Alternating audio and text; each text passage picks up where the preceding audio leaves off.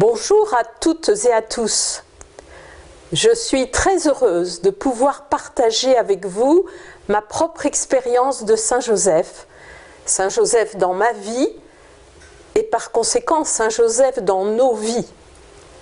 En effet, plus qu'une connaissance, Saint Joseph est une expérience de foi.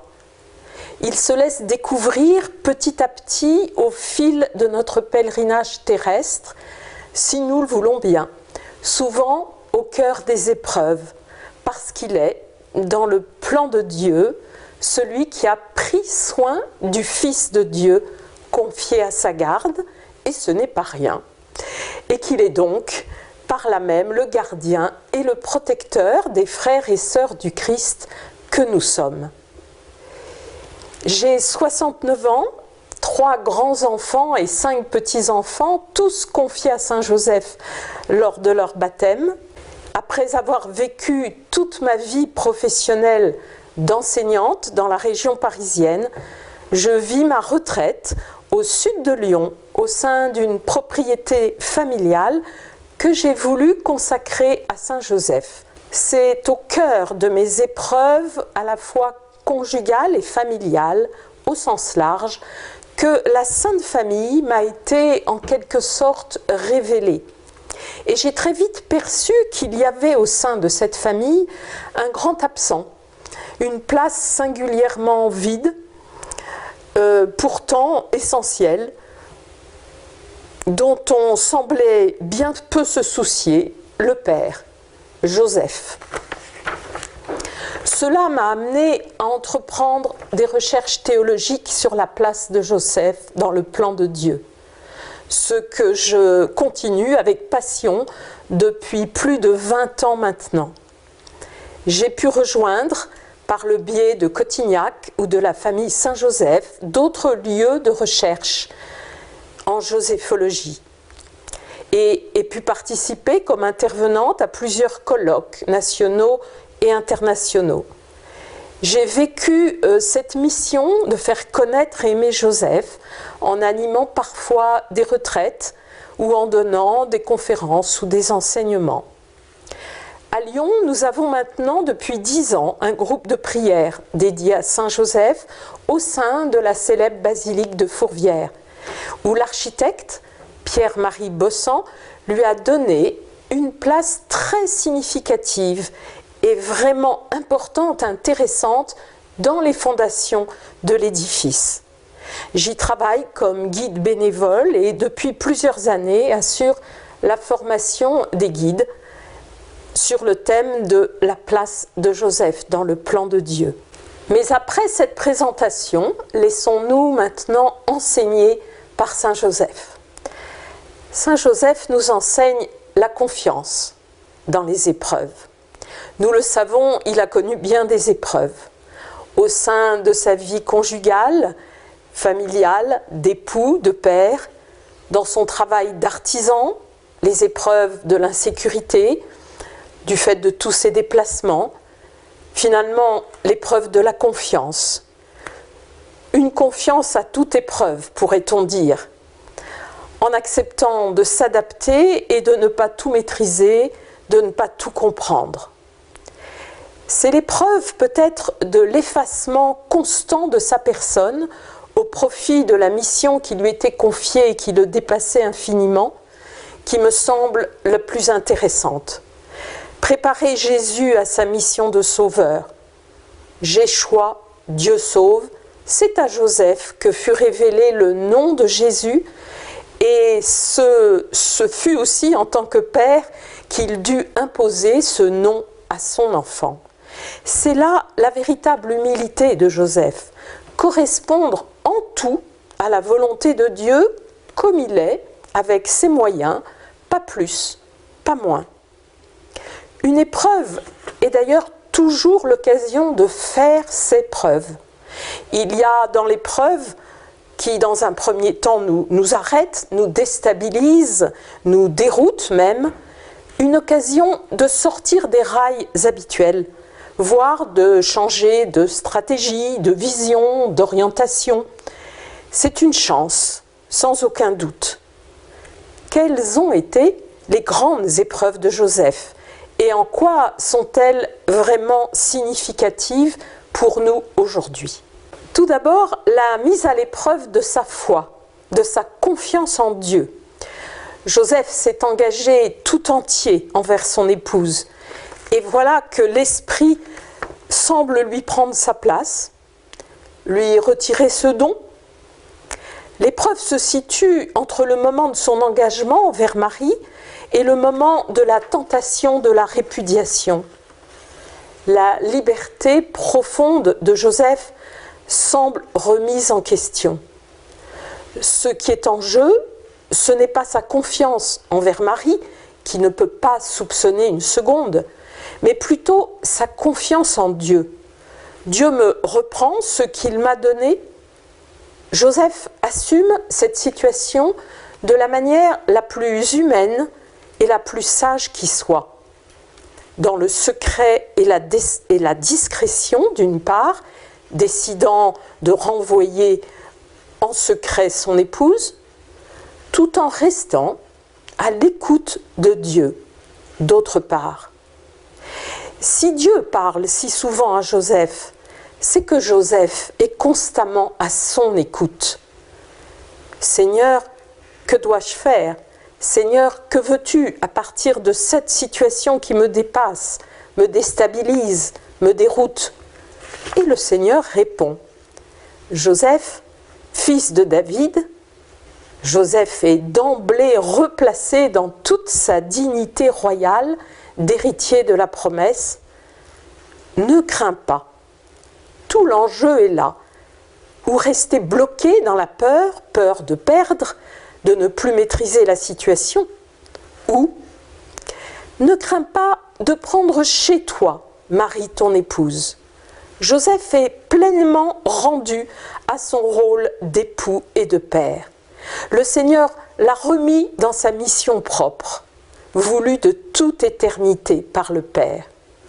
Pour Joseph, cette mission est inscrite dans son nom et elle se révèle ici tout entière.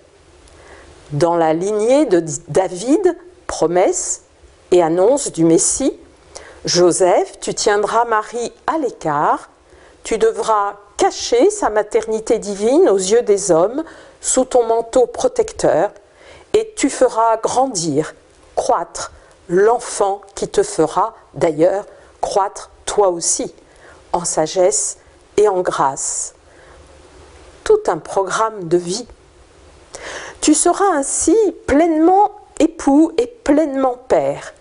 La dignité de Joseph est donc totalement rétablie par Dieu, mais nécessite de sa part de changer de vision, de perspective, d'accepter de voir les choses à la manière de Dieu, et même, sans les voir ou sans les comprendre, de les accepter, de s'abandonner sur un nouveau chemin, pour le moins surprenant.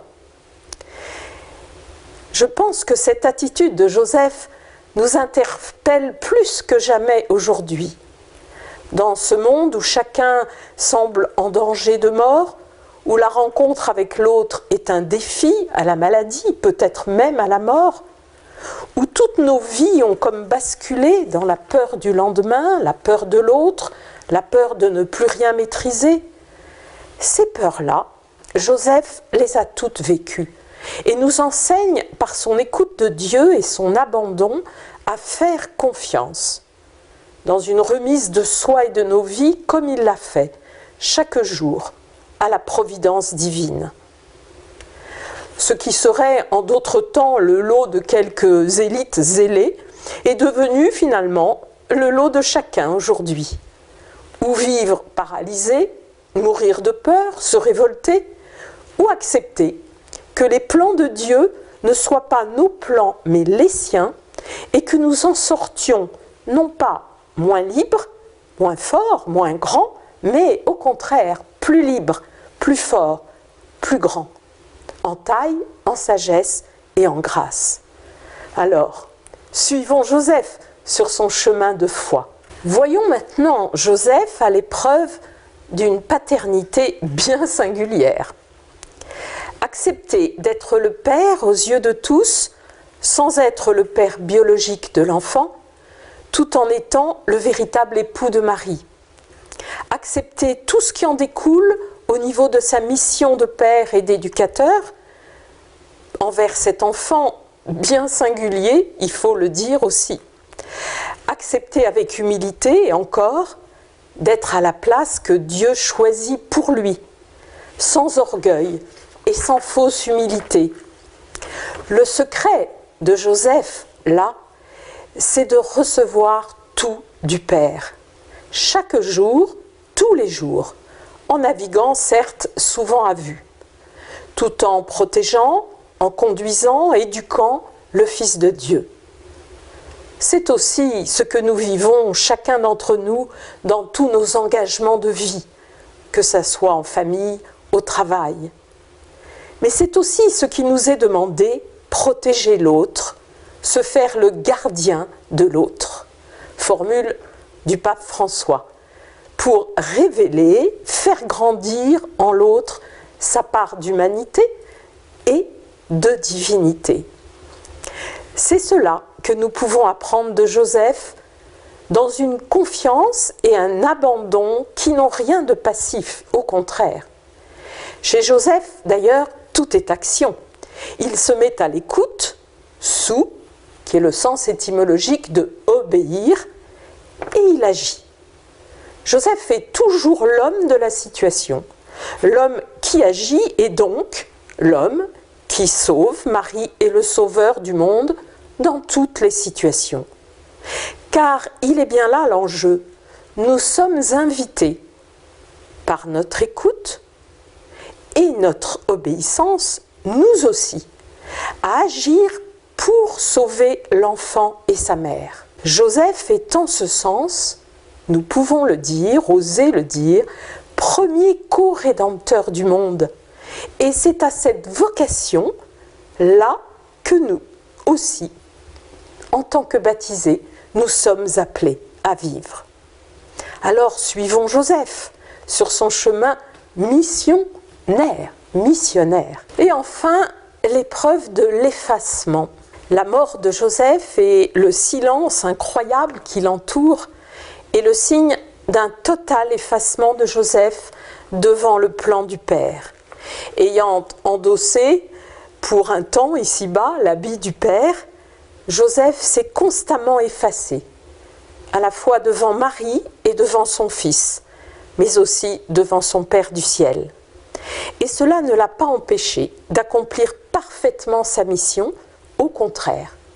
Et quelle mission, nous le savons, protéger la maternité divine de Marie, cacher au monde pour un temps la divinité de Jésus, préparer le Sauveur à sa mission rédemptrice pour le monde, dans une totale soumission à la volonté de Dieu, et enfin s'effacer dans l'ombre, dans la nuit, disparaître totalement du champ des radars humains, tout au moins en apparence, sans laisser de traces autres que celles du devoir accompli. Le Fils est prêt pour sa grande mission, et ce sera à Marie, et non à lui, de jouer ce beau rôle de médiatrice à Cana. Joseph s'efface devant Marie, le temps est venu, ils n'ont plus de vin. Joseph, image de la kénose du Père, se fait alors plus que jamais créateur à la façon du Père. S'effacer devant sa création pour mieux la recréer sans cesse, et il nous invite à faire de même. Nous avons d'ailleurs là l'exemple de nombreux saints ou de fondateurs qui se sont, souvent à la fin de leur vie, volontairement ou pas, effacés, mis en retrait. Ce sont aussi souvent les engagements des parents devant leurs enfants qui doivent aussi savoir se mettre en retrait à un certain moment, s'effacer. Joseph participe ainsi au plan de recréation du Père et nous y sommes invités. Ce sont les mots du pape François dans son homélie à Sainte-Marthe le 18 décembre 2017. Nous sommes tous appelés à participer à cette nouvelle création en suivant son exemple. Alors, suivant la formule consacrée « ite ad Joseph », allons à Joseph. Suivons-le dans ce plan de recréation du Père. Alors oui, nous pouvons dire que Joseph, avec un cœur de père, nous enseigne. Comme gardien, dans son cœur d'abord, de ce silence qui doit nous habiter au cœur des épreuves, nous permettant d'être à l'écoute de Dieu. Comme grand ordonnateur du salut, selon l'expression de saint Jean Chrysostome, ou ministre du salut, expression d'ailleurs reprise par Jean-Paul II dans sa lettre apostolique Redemptoris Custos. En effet, la liturgie de l'Église souligne que Dieu a confié le commencement des mystères du salut, de notre salut, à tous donc, à la garde et à la foi du juste Joseph. Ces mystères du salut, de notre salut, Joseph à la fois les voile et les révèle. Signification, nous l'avons vu, de son nom. Il les garde voilés en tant que mystère, réalité surnaturelle, et les révèle, les fait connaître, car ils nous sont destinés. C'est le paradoxe de Joseph, d'être à la fois celui qui cache et qui révèle, qui se cache, comme Dieu le Père, qui se révèle, comme Dieu le Fils, sous la conduite de l'Esprit. Ce sera donc sa vocation dans le plan de Dieu. Joseph, humblement, toute sa vie, sera celui qui montre et celui qui cache, celui qui révèle le mystère, mais qui jamais ne le dévoile. Si Jean-Baptiste et les apôtres ont été des lumières pour faire voir Jésus aux hommes, rôle de témoin ou de martyr, c'est le même mot, Joseph est un voile, comme la nuée de l'Ancien Testament, pour couvrir le mystère de la personne de Jésus. Le père d'Oz, chapelain à Lourdes, grand disciple de Joseph, aura cette formule. Au fond, Joseph cache pour mieux révéler.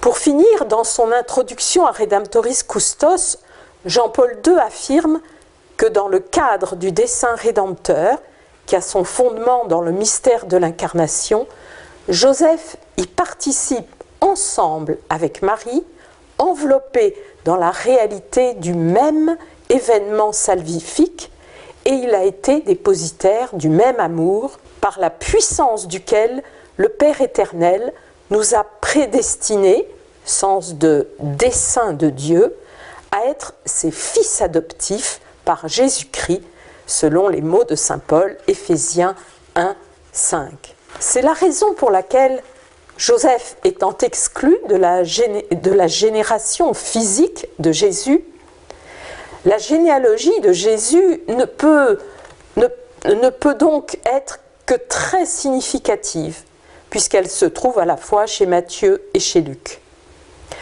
En effet, dira Paul VI dans sa lettre aux familles, c'est par la famille que l'on rejoint la généalogie de chaque homme, la généalogie de chaque personne. La paternité et la maternité humaine sont enracinées certes dans la biologie et en même temps la dépassent. C'est en ce sens que Joseph s'inscrit dans le plan rédempteur de Dieu sur nos familles de toute éternité. Et donc, il continue cette mission à sa place, encore aujourd'hui, pour chacune et chacun de nous. Grand ordonnateur du salut, il joue ce rôle de mise en ordre du plan de Dieu dans nos vies, en ministre exemplaire et pleinement dévoué à Dieu son Père. Alors, je ne peux que vous exhorter à prendre Joseph dans vos vies. Merci et bonne année avec Joseph.